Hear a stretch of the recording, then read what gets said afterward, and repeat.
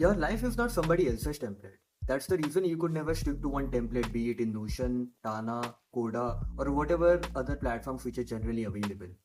The slides you are watching now is inside Obsidian. I created a system to even create this presentation, then I am just adding animations. Every productivity system you might have tried to use have failed you because it was for the person selling it, not for you personally. I use OpenCode. I use P3 Code by Theo. I also use Minimax Agent. I also use multiple CLI tools. I use anti-gravity zone agent feature right over here. So because I use a lot of tools, I just don't want to be integrated into one. I want it to be something which I can use across everywhere.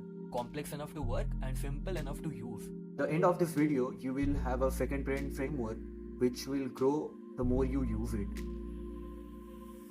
Hi, I am Adrito. You probably don't know me, but if you have been anywhere near low-code automation, there's a good chance that you have used a system I have built or watched a creator who is running one. I have been deep into automation well over 3 years, and in the last 1.5 years, I am helping businesses and creators in building systems using N8N, custom agents, maybe for personal assistant, Obsidian setup, SaaS, custom software, and I have helped a lot of creators from small to big to create content on this stuff. So this is not just a content for the sake of content, this is a system which I actually run and I'll try to give my mental framework. So in this video, I'm taking you from ground floor to bottom up. Even if you have never used Obsidian in your life, you will be able to follow it. Then once the foundation is sort of clear, I will give you a mental framework which will actually matter more than the tools you use. Because then you just have a framework of a system design. Then the system starts compounding. And one more thing before we start off this tutorial, I want to say that most people you are gonna see on the internet, they're using Obsidian for LangGraph and agent to agent and everything so it remembers. But Obsidian was made for you. Of course, you can integrate agents to it, but then you will not be in the human in the loop, or at least not as a priority. If you are trying to use agents, then it's just better to use other things like Paperclip, Mesh Agent, OpenClaw, or whatever the other tool. But if you want to something for you, then this tutorial will help you much more rather than agents and agents. It's for you. And the agents will work with you, not around you. And I'm going to be talking about a lot of new things, be it memory, be it different AI runtime, so you are not specifically bound to be using one AI runtime, be it Codex or Cloud Code, and a shared memory between those. And if everything is clear up to this point, let's get into the video. So before going on to the next topic on how to run the personal assistant and everything, I need to tell you about how the things work. And even before that, I need to tell you however came to the video by watching Second Brain, Personal Assistant or even Executive Assistant depending on the video or thumbnail you have been watched. I need to tell you that what I'm trying to build is personal assistant. So before going on to it, I need to talk about what's the difference between personal assistant and a second brain. Now, many people are confusing all over the internet. So second brain is something which store your notes, organizes information and you do the work. It just have all the things which is required to make other people understand or just store your mental bandwidth in a place. So that was second brain. And the personal assistant is supposed to be which manages tasks, make decision and works without you. Personal assistant is similar to when a business owner say I hired someone to manage the scheduling, meeting and all the stuff that I don't want to do. So it requires taking action and it take action on behalf of you. What we are trying to build today is both actually. I have the storage, how I think and all of the mental bandwidth to put into one place, and also a personal assistant which can take reference from how I think and all the storage information and then do the task for me by having the context of everything. And now you might have question like why I am choosing Obsidian when I have tools like Lotion, Coda, Affin which is also self-hostable and Airtable as well. I was actually using Affin few days ago. I am creating a short film, let me show you. So here I can use both of the things. I can use the scripting part and I can use the diagram of Miro and everything. And it is really good. But instead of that, why I am trying to use Obsidian? So the reasons are, it's free. It has so many users which enable it to have so many plugins. It have more than 2000 plus plugins and it's simple markdown. People try to complicate it that Obsidian can do this and that, but no, it's just a markdown format. On the left side, you have folder and file structure. On the right side, there is a preview. And there are some other features like graph and adding plugins, but that's secondary. So you were not locked in any other platform. Like Evergreen was having a pending case where it was not allowing user to export the data and export the notes. So you don't need to think about all sorts of things. Your notes are just text files on your computer. It has been there for so many time. Before that there are many tool came. After that there are many tool came and many file format came. And Markdown is not a very strong format. It just have few type of structuring. GitHub uses it and any other platform uses it.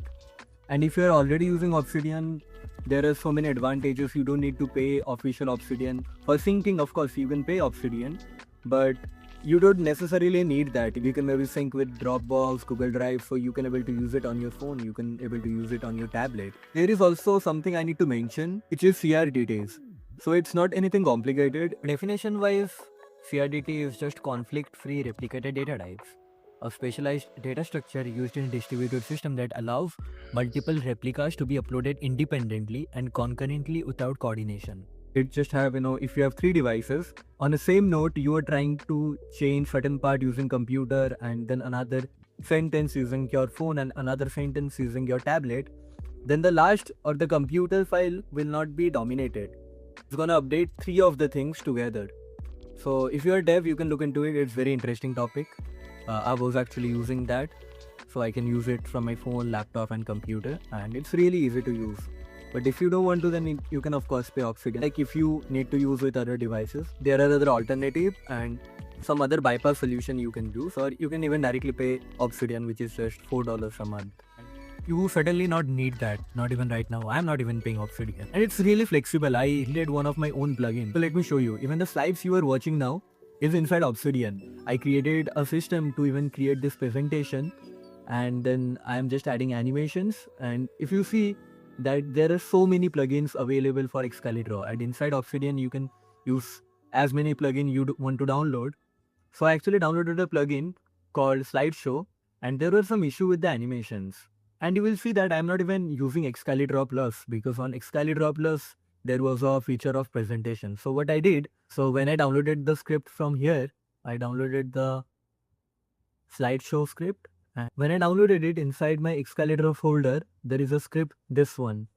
So I just did one thing. I just copied the prompt and then gone to this Grok and told certain type of animation, fade in, fade out changes and whatever you want to add, and it's written me a code which I just copied and pasted over here, and it is working. So I also vibe coded some of my own plugins which were required, and you can download and use all sorts of plugin which is available inside the community. So the community is really big. That is some plus point of using Obsidian. Now let's come to the tool landscape. So if you are not already aware, there are tools like Claude Code, Cowork, Codex, Minimax Agent, Manus, Anti-Gravity, OpenClaw, even some recent frameworks like Paperclip or Hermes Agent. So through these tools, you can give access to your folders on your computer or even the computer itself to the AI agents. And of course, it might look complicated and sound complicated, but no. These are the regular tools which are being used by most of the people, and you should be using that. And if you are very beginner or new, I'm gonna be starting from step by step, from downloading everything to even becoming pro at it. So you don't need to watch any other video just to set it up for yourself. And I'm gonna be live setting up. See, there are so many tools. And then there's a different line gap, then initially there are 2 easy tools like Claude, like ChatGPT, like Grok, Gemini, Minimax, T3 Chat, where there are inbuilt memories in certain cases. Claude recently launched his own memory 2.0. ChatGPT have his own memory, Gemini have his own memory, but you cannot build complex automation from chat interface. So these are easy tools, they are just chat interfaces which you are using. Then there are other tools which are too complicated to use, having multiple hooks, having so many skills and whatnot, and even using LangFuse. So one example I can talk about is Personal AI Infrastructure. It's an Electron app on top of Claude Code majorly, and the tech is really good. I really liked it. I even got some of my inspiration from here. And it's something that was not actually growing with me, even though it was supposed to. It was doing the task. It was like an OpenClaw agent, but for personal task. But everybody stopped using OpenClaw after 4 weeks. Do you use it? I don't think so. And even if you use it, how much of the task you are using OpenClaw for? And then the OpenClaw you might have, if you are using it, might be entirely different from the concept of OpenClaw. So you need to create your own way of using it, which makes it so personalized for you. So I'm trying to build something like it, but without developer experience and a user-friendly thing which will help you in your long run. And even some people are trying to use Langfuse to get to a server point. And Langfuse is basically an open source framework for AI agent and comparing agents, and we can use tools. And I was also using Langfuse in some of my other projects. If I show you my N8N workflow of this agents in a box, which was one of our product, I don't want to go too deep into this, but I can just show you one example. So here a sub workflow is using a term from here to call a prompt, and after getting the prompt it's changing the variable, and then I'm passing that into this node. And yeah, it is very complicated. If I try to tell you the whole process, it's gonna take up more than an hour, and it's something we sell to enterprise clients. But just letting you know that even though I'm using this tool left, right and center, I don't think this is very user-friendly tools to set this whole process up, and it's too complicated for normal person to use. So right now I'm focusing on the middle ground, complex enough to work and simple enough to use. That is why I use the easiest tool which you can get, one of the most customizable tool you can get, and you are not bound to only one particular technology. Okay, now that you understand that if this video is for you, then I'm gonna talk about some feature of our system and how these things actually work. In Claude, you might have multiple type of files like claude.md, which is the instruction for the Claude to see. Then there are hooks, which is a shell command, which is gonna run after or before running the actual prompt. Then we have commands, /commands, which we can use. And then there are settings.json, and multiple type of file is available inside .claude. So to harness its full potential, we need to think through. And similar like it, we have Codex, which is of OpenAI. There are agent.md folder, then you can add any type of folder which you want. So instead of claude.md, it have agent.md. Similar like it, anti-gravity have its own structure, Minimax agent have its own structure, even OpenClaw has its own structure. And how it's different from all of it is I'm trying to use everything they have. For example, hooks for Claude and complex reasoning from OpenAI models. I can use both of the things parallelly, or 3 other type of AI agent. I can run all parallelly in the same file structure without any problem, and can able to harness both of its own potential. So how these things work, that there are certain common things which are available in both of the things. Here I'm just trying to make you understand what are the nuances and system thinking behind the system you are going to use and run by understanding the second half of the video. Right now the point is that there are certain common things which you are gonna use. For example, memory. Inside memory we'll have multiple things like learning, user preference, how I even write, even my thinking patterns. Inside project I might have listed down all of the project currently I'm working on. Maybe it might be building a software, it might be creating a personal brand, it might be creating a company, it might be your daily job which you are trying to do. So those are the project. Then there are session logs, which are saved chats. I'm gonna be talking about the memory layer after a few parts. Session logs saves all the chat history between the user and the agent, and it is only append. And then there are skills, the skill AI can use. So even though you will try to use 2 type of AI agent, both might not have the same skills, and if I try to add another AI agent, I need to add another skill for them, which is actually time consuming. So to make up for all of it, I have created the skill inside .ai folder. Then I have used symlinks. So symlinks are, let me show you.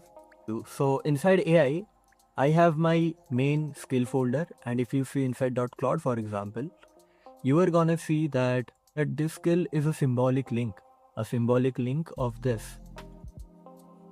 Similar like it inside Codex, if you see the skills, it can able to reference, and it's a symbolic link between these inside .ai. So any type of tool you want to add, for example .agents, which is for anti-gravity, all type of AI agent can able to use it, and this is a combination of all the available possibilities which are right now, and try to implement it inside the system, so it might be very easy for you to use. And even though if this sounds a little complicated to you, I just talked about the problem and what it solves, so it's nothing more than that. So it's more like, here it's written one file, two path, and same truth. So one file, there might be multiple different paths and the same truth for all of the things. For example, the learning, how I talk, how I speak. So those things should be common and are very agent readable. So now that I talked about how the Symlink works and how it's connected, you might have your idea that why separate adapters. So the reason I already talked about, it have hooks, automated triggers, and certain slashed commands which I can use inside Cloud Code, which I directly cannot use inside Codex. No, even though I can reference it to it, but it don't have that feature natively. But why I'll be using Codex? Because Codex is really good at system thinking and thinking about the whole bigger picture. So if I show you the artificial analysis leaderboard, GPT 5.4 is the top model. Yeah, of course it's tied with Gemini 3.1, but let's be honest, no one uses it. It have good front-end skills, but for actual reasoning and thinking, which I'm biased towards, GPT 5.4 is really good. Then Minimax might be cost efficient, Jailer might be cost efficient. For Cowork, it's plugin based, it can use the browser and everything. Right now it can also able to access your computer, and you can also connect it to your WhatsApp, Telegram and whatnot. So many type of things have many different feature. So you can use multiple type of feature to talk. And for example, in Codex, it typically uses get work trace. I am trying to harness the power of each and every model and its architecture with the data of mine. The AI can harness most of the things from .ai, which it really need, and also all the data of the Obsidian it can reference to. Also, the reason of it being separate is I just talked about a different type of model of different type of features. You can just talk about a single feature, maybe hook. What is hook? Hook is user-defined shell command or script that run automatically at specific points in the AI lifecycle. So here I can just show you an example of mine. There are two type of hooks, pre-tool use hook and the stop hook. So pre-tool use hooks is when you send a message, then it runs a shell command. Here I have the load context, so it have the context of what it need to be, a memory reminder basically. Then when the whole thing actually ends, it also runs a command which is autosave.sh. It autosave the whole thing and then try to verify the memory if the status is complete or not. So this is a hook. It try to load all the memory you might need with the prompt itself, and then again saving if it learned anything. I'm gonna be talking about the memory architecture, which is really good in my point of view. How I think through is a really easy replaceable thing which you can easily use with no dev experience actually. So now let's try to come at the memory architecture. I tried to thoughtfully create a structure, how our brain actually work, which is not necessarily it, but I was just searching through, and there are certain patterns, easy pattern which I can find, which I can directly implement without making it complicated. So the number one is session logs. So session logs are the chat I'm having with the AI agent, and the AI agent is having with me are saved in the session log. It's a history of all the chats which I'm having, and it is append only because it can just add the new chat, so it's also automatically gonna save. Specifically if you are using Cloud Code, because hooks are not available inside Codex. I know it might sound complicated to you right now before setting it up, but it's just overall architecture, and after that you don't need to understand how Obsidian work too much, or even how Cloud Code work and how we are integrating. So most of your basics should gonna be clear when you are trying to set the process with me. I can talk about the runtime status, what AI works on now. So it have its own structure. Now what are the parallel tasks it is running or what it is trying to use. And these things will be isolated. For Cloud there might be different, and for Codex it might be different thing trying to work. So it's just easier to add anything of your liking, and it can able to run itself and understand itself. Then this is the durable memory. It have the storage of my learning, my preferences, how I even talk. Session logs is changing each and every chat. So compared to it really changes. But how I try to use it is cross-referencing via weak links. So how it works that there are some memory which AI should be able to read before starting any conversation, enough context of me or whatever I am trying to achieve or how I even think, and to think while prompting it. And at a certain time I really talked with it. I told it to add it somewhere or might not have talked about it.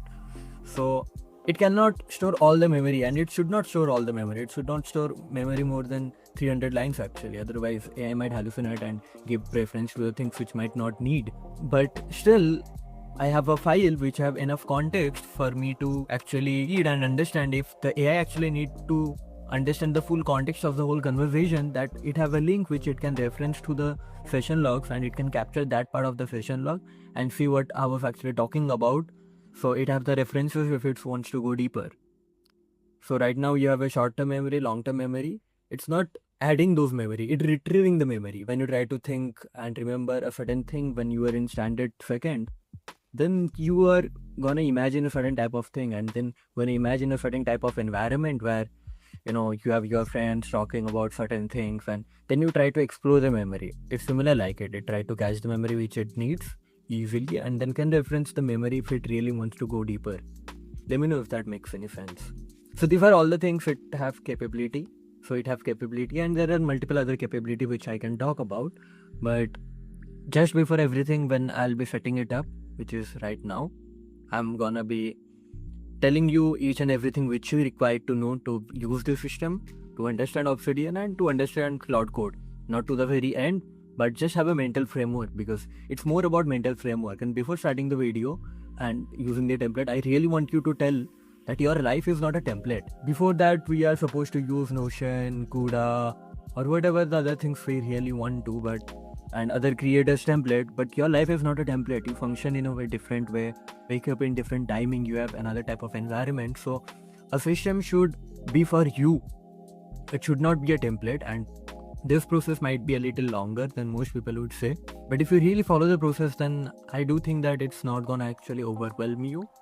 And because you have the mental framework, then you will not be living after a month of using OpenClaw. I also automated a lot of things using OpenClaw, Paperclip, and I'm gonna be talking about those in next videos.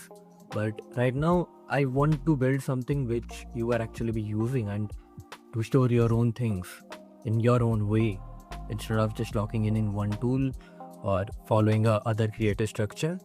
So if that makes sense to you, and if I'm able to make sense, let's go to the next part of the video, which is how to set the whole process up. Okay, so now set up the whole process. Inside my description, you are going to see a school link like this one. So you are supposed to open that, and on the classroom, you are going to see that I have a course available. To access that, you just need to join my community, which is completely free. Just click on join group and fill out your details, and then you are supposed to see a screen like this. Now to the classroom, go to the first one, and inside welcome, you are gonna see a blueprint. If you open that blueprint, it's gonna open a Notion file where I have all the process written on how to set it up. So I'm gonna be following up this script. If you want a written text document where you can see everything, this is the thing you need. So there are a lot of things I need to set up beforehand. Number one is download Anti-Gravity. You can download anything. You can download Cursor. If you have already using VS Code, you can download it.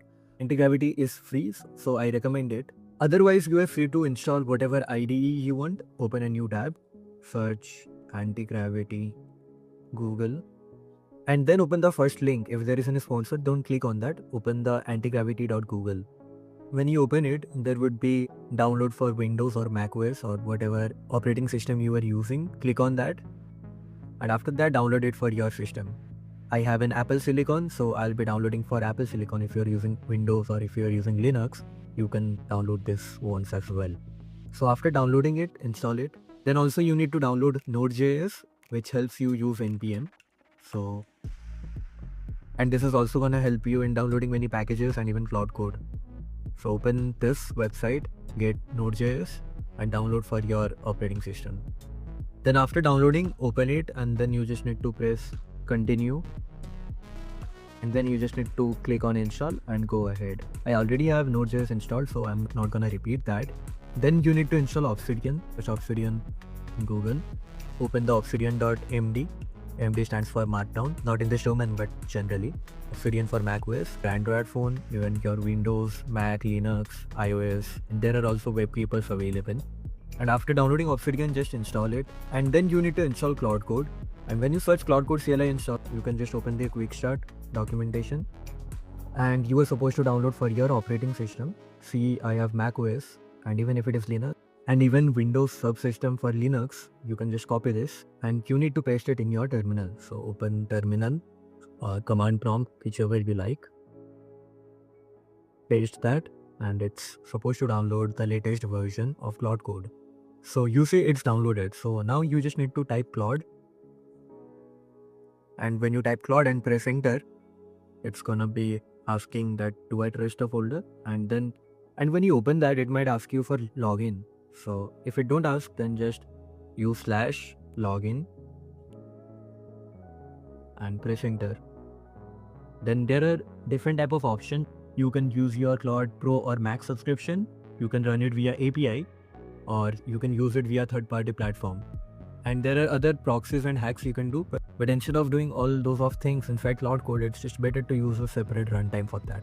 Maybe using OpenCode or maybe Codex, maybe Anti-Gravity. I'm gonna be showing you for all these three, but you can do it in any tool you want. It's just pattern recognition across tool. The concepts are similar. It's just different interfaces and UI component and different colors, I would say. So I want to connect it with my Claude Max subscription. You might have Pro subscription, and even if you don't want to use Claude Code, you can use Codex. I'm also going to be showing that, not explaining in very detail, but I'll be showing you how to do that. Press on enter on the first option, and then it's going to open up a browser. While login, you just need to click on authorize, and when you click on authorize, you are going to get logged in. Good. You can see that login successful. Please press enter to continue. You can maybe type enter, or you can just use Ctrl+CC to get out of from it and just cut it.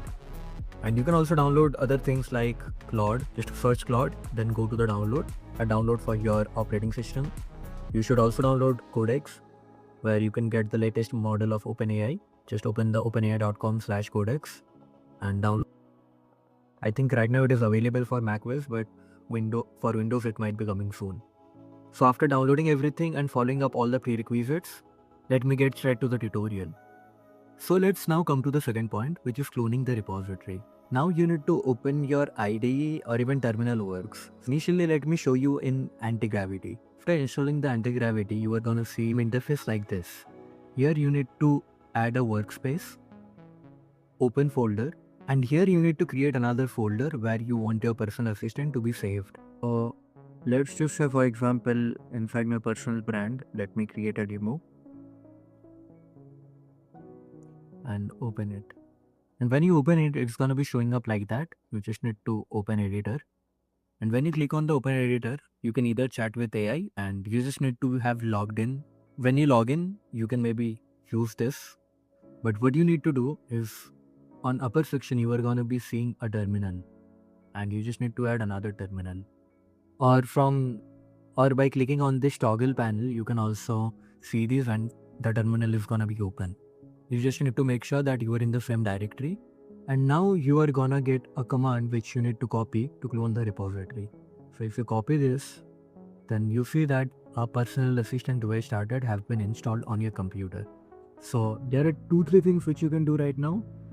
That you can use Claude from here. You just need to go to extension, search Claude, and install the first one. It have around 7 million downloads so far. Or either you can also run via terminal. You just need to type Claude. If you type Claude, it's gonna trust the folder. But I don't want you to directly use Claude. The reason is that you cannot use the commands. So the better option would be, you can go to the directory, cd personal assistant OS starter, the name of the directory. You can either click on enter and now type Claude to open that. So you see my Claude is open and I can use multiple commands. Or either there is another better option which I think you should do, is click on file, click on open folder, go to the demo folder again and click on personal assistant OS starter. So it's gonna directly open that up. And right now if you use Claude, for example, here you can also using these and use from here as well. And if I just go to terminal and type Claude,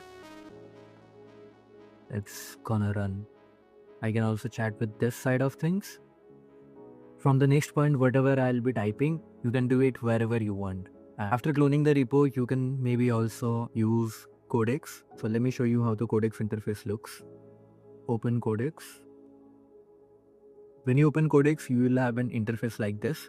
Here you need to create and add a new project. Then you need to go to demo and the personal OS starter. Open it. And you can able to use the same folder on any chat interface you want. Be it Codex, Cloud Code, Anti-Gravity, Tray, Cursor, and even OpenGlaw. Now let me show you the Obsidian side of things. So when you open Obsidian, you are gonna see a structure like this where you need to open as a vault. Just open the vault and then go to the directory where you have the personal assistant OS starter. Then open it. That vault is gonna be showing up like that depending on the theme you are using. I can directly show you the whole process right now, but I don't think that is good to show the only process. Otherwise you are gonna be missing out a lot of feature in Obsidian, how things work, and may not be use it as your extended brain. So let me just show you some crucial thing which might help you. Let me start from the basic. On the left side there is your file explorer. You can see all the files. And on the right side it is the preview. If I open any markdown file or any file, it's gonna be showing up here. And I have two options, to view it and to edit it. If I click on edit, then I can able to change and edit. And if I want to view, then this is the view. Now that these things are clear, let me just show you some basic things which you can do. On the left side, you can see that if I click here, then a new note will be appear. So I can maybe type my favorite soft drinks, and one of my favorite soft drink, let's just say Coca-Cola. So I created two notes. On the first note, I can maybe type, and I can type one of my favorite brands. Let's just say, for example, Coca-Cola. But instead of that, I can link the Coca-Cola to this nodes. So to do that, I need to use third parenthesis. You just need to type two left square braces and it's automatically gonna be filled. Then you can connect with your other nodes. So as you can see, this Coca-Cola is connected to this one. So if I go onto the view mode and if I type here, it's gonna be opening that. And then I can create multiple other wiki links. So let me just type up something in the Coca-Cola. So I just copied and pasted from Gemini. And if I open it directly, I'm going to be seeing this. But if I want to show it over here, I can do one thing, on another different line. I can create another pointer. And here I can maybe link Coca-Cola. And just before the square brackets, if you just type exclamation mark, it's going to show the content of the nodes over here. And because this is a native markdown editor, you can use anything in the markdown format like heading. So if you see this is H1. If there is double hashtags, then this is H2, then H3, then H4. So all the file format of markdown in Obsidian, and that's how you interlink. If you see the graph view, you should be able to see that my favorite soft drinks is connected to the Coca-Cola. And you don't need to think about those. Those are some files which already is connected. This is some basics which will be useful for you to use Obsidian. So once you learned embedding and links, let me just delete these two. This readme.md file have all the things which you required. So once you understand links and embeddings, if you see there are certain plugins which you need to enable. So to install the plugin stack, you need to click on this setting option and you need to turn on the community plugins. Once you turn on the community plugin, you can maybe browse and install these plugins which are already here. So let me just download this quickly. So I want to install the task nodes. You need to click here, then install and then enable. For the first time it might take few seconds to load it up. In the same way you should download other plugins as well. So if you don't find plugins like baseboard, you don't need to think about so many things. I'm going to show you how to install those when necessary. Install what is available, and there are some recommended plugins which I want you to install if you really need it, because I really like Excalidraw, so to visualize anything, and I'm constantly using it to even showcase in this video as well. So this is really necessary for me. If you want to integrate calendar and if you want to have Kanban, then you can also do those. Just install and enable all these plugins.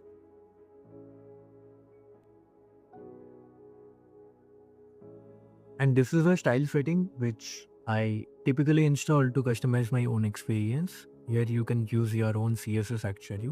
And on the appearance, you can change the dark mode, or even light mode, whatever you like.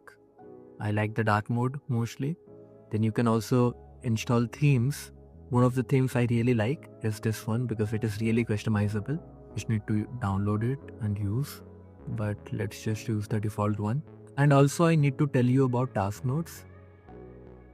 So when you click on the task nodes, there will be an integration, and scroll it down to the end and enable HTTP API. So it enables AI to add and delete Kanban using HTTP request in a certain port. So the default port number is 8080. I will recommend you to leave it that unless it's really necessary to change it and you are running multiple things on this port number.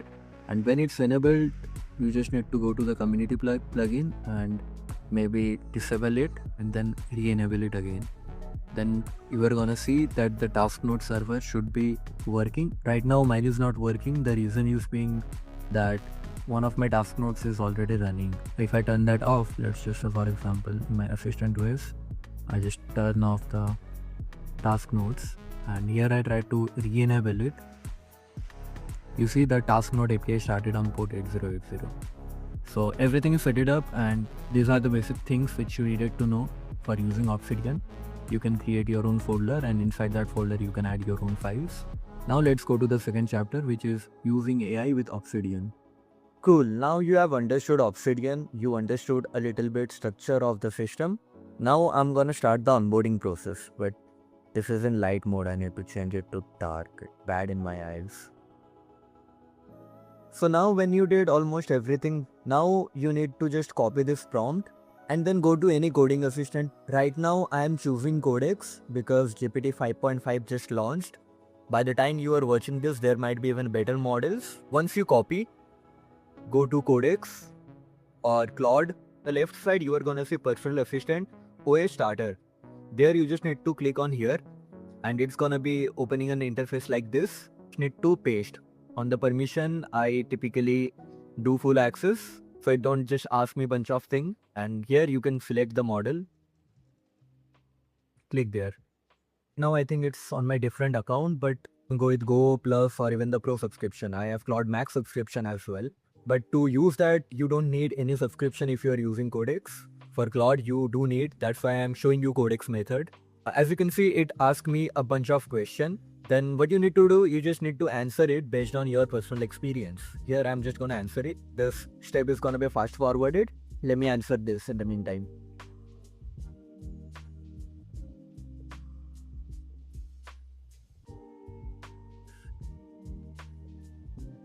So here I talked about the runtime, that what tools you will be using, be it either Codex or Cloud Code or Anti-Gravity.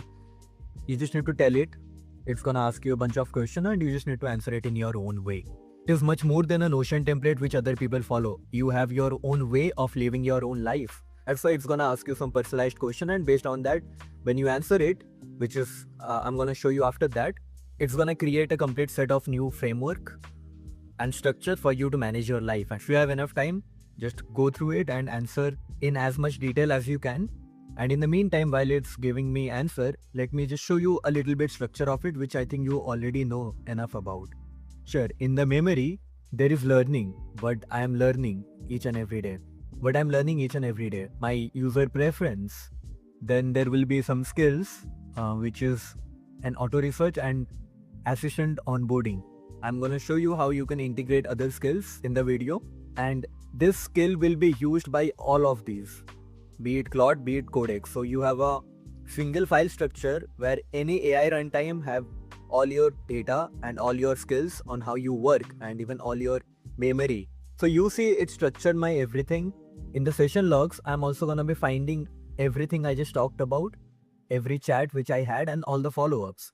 So when everything is installed, you can manually change anything. I don't like task nodes, to be honest, so that's why I'm just gonna be turning it off. You just need to tell it. Let me just give some skills. For finding skills, there are a lot of marketplace. One is one of most popular, and on the description there will also be a lot of marketplaces. Just say I want to use a blog writing, or you can maybe use this and just copy it and download on your own. But I don't think so. It's better if you just install skills from the marketplace. There are a lot of creators which you are gonna be seeing online, or on GitHub you will see a lot of good new skills. which is shared by content creators or people you follow or from the people you saw on X. Right now, I'm just gonna show you an example, a really popular skill which is Gstack. Gstack is by Gary Tan from Y Combinator, and it is a really long one. But to install skill, you don't need to do any complicated stuff. You just need to copy it, and when you copy it, just go to Codex maybe and paste if install this Gstack skills for me and paste the repository link maybe. When you click on enter, it should by default understand where to save it, but if you want to really mention, so it can be used in all the other AI runtime. Paste that, and when you click on send, it's gonna go ahead and think and install that. So let's wait for it to complete. And when it's complete, there is gonna be another skills in your AI. And in the meantime, while it's saving all of it, let me just show you my own Obsidian Vault. This is a upgraded one. There are few things which, if you really like, I can show you that I can use Obsidian from my phone, I can use Obsidian from my tablet, and everything is synced together using GitHub pull request. It's not very complicated. If you really tell me to create a tutorial video which you can follow up, I can create that video for you if I get enough requests.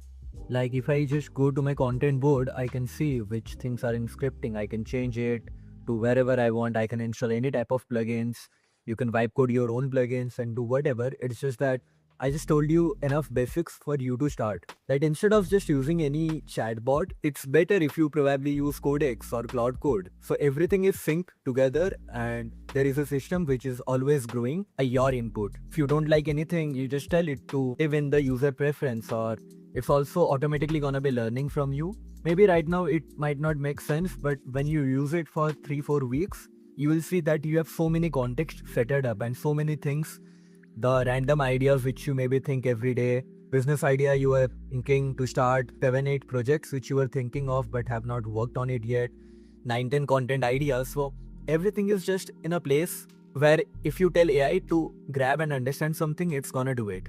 And if I show you my skills, that what type of skills I'm already having in the AI and on the skills, you are gonna be seeing that there are a lot of skills. For storytelling, I have a skill. For research, I have a different skill.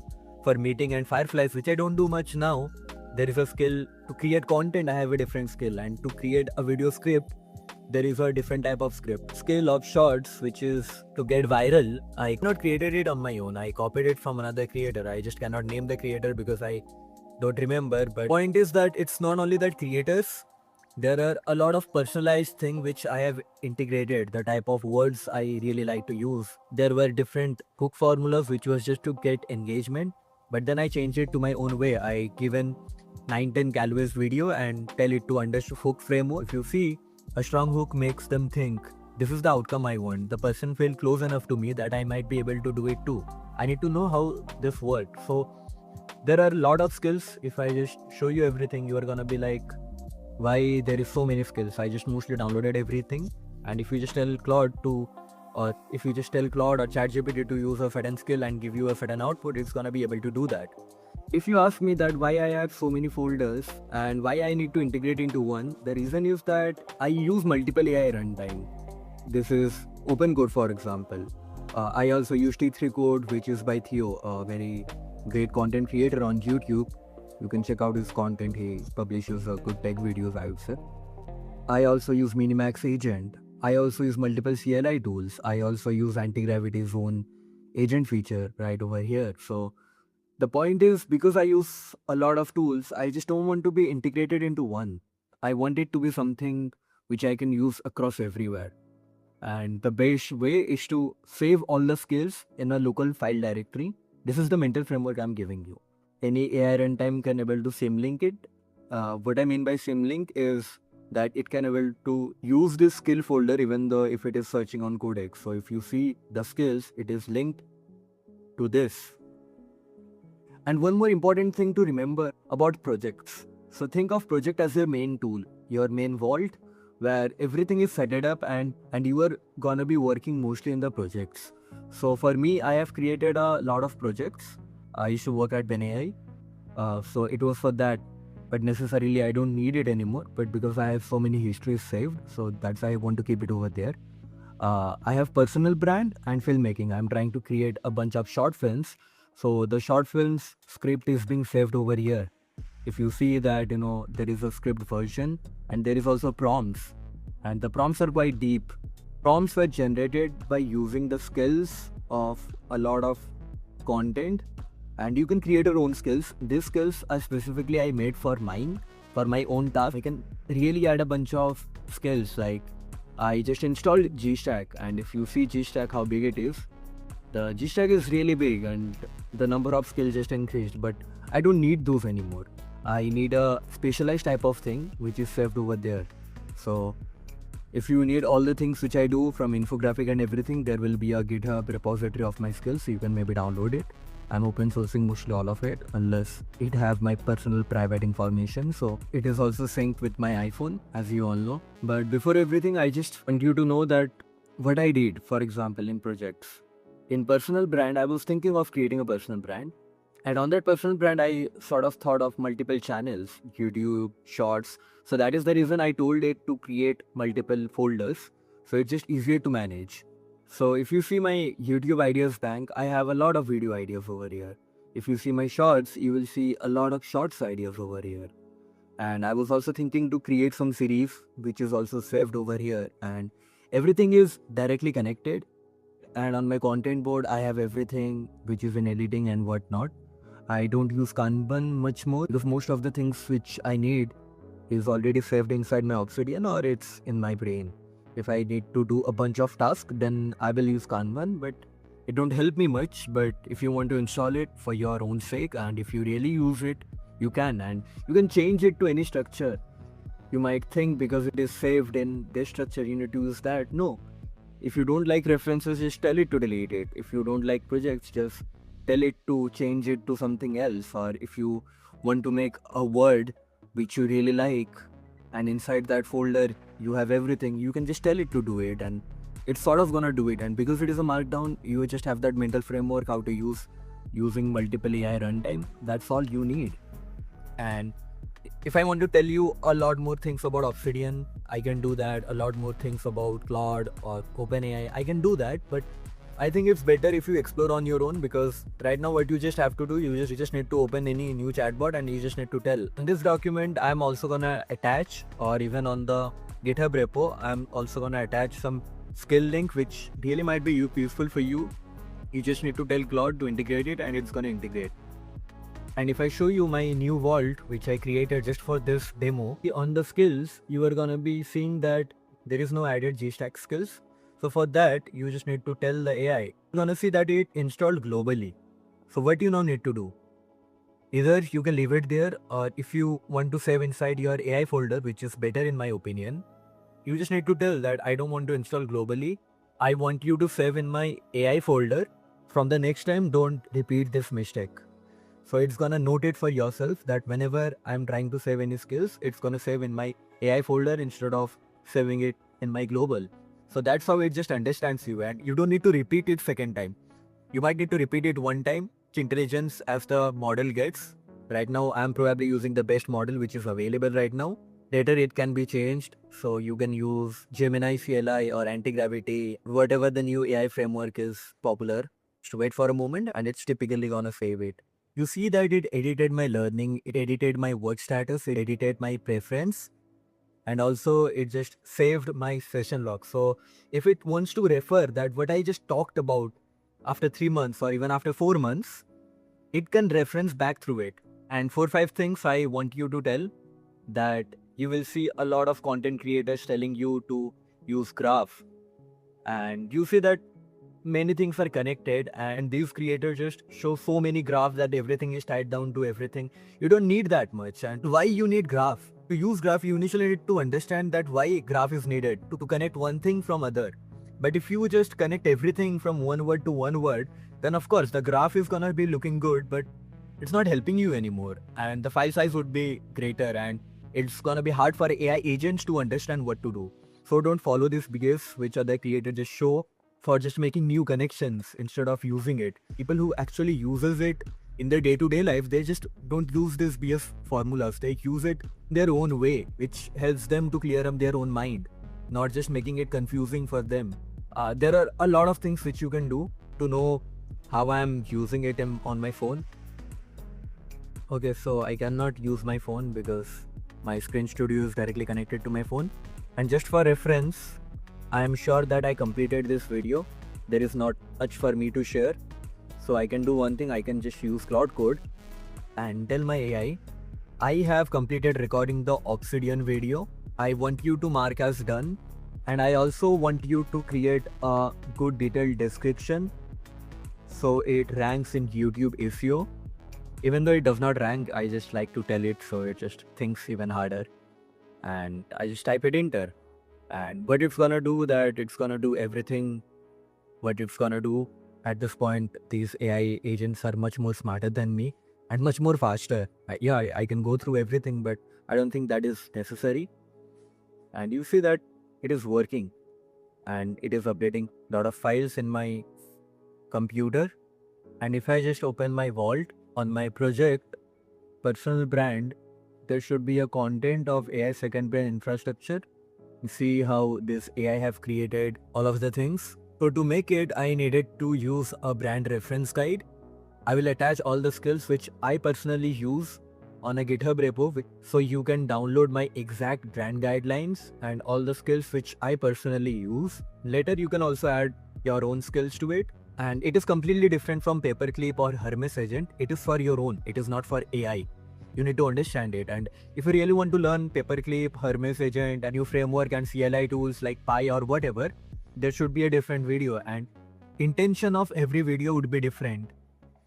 Not just everything just to make you understand AI.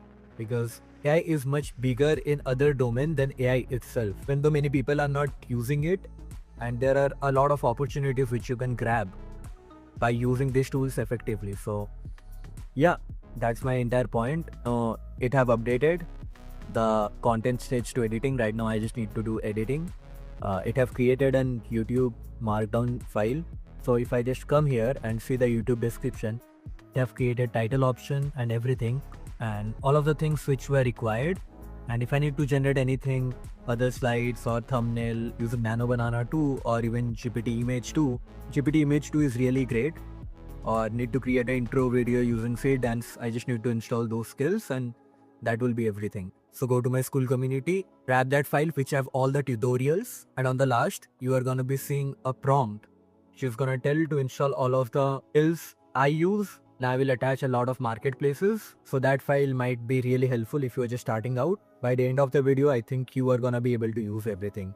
So that's it for today. If you have any request or any part which you did not understand or a little more personalized tutorial, you can maybe comment, I will reply it over there. And if not, I will try to help you in a way by sending other YouTube videos or directly connect in my Instagram. If I have enough time, I will give you a reply and try to solve your problem. So that's it and see you in the next video.